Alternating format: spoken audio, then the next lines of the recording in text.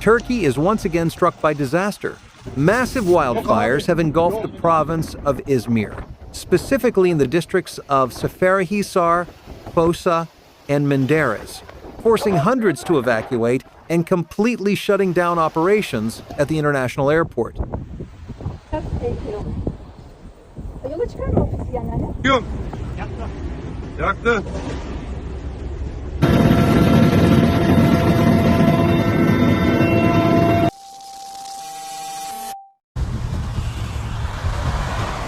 Winds reaching up to 120 kilometers per hour have accelerated the spread of the flames.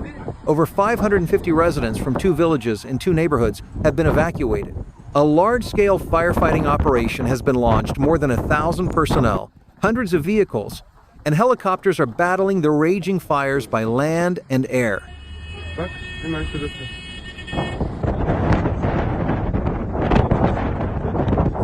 Thick smoke has blanketed the skies over Izmir. Adnan Menderes Airport was temporarily closed, causing dozens of flight cancellations and leaving thousands of passengers stranded.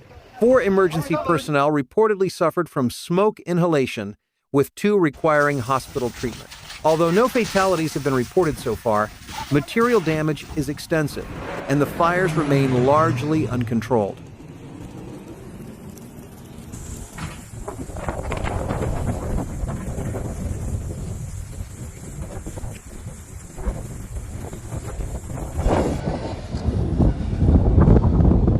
In just the past month, more than 1,400 wildfires have been recorded across Turkey. This is not just a disaster, it's a stark warning about the worsening climate crisis.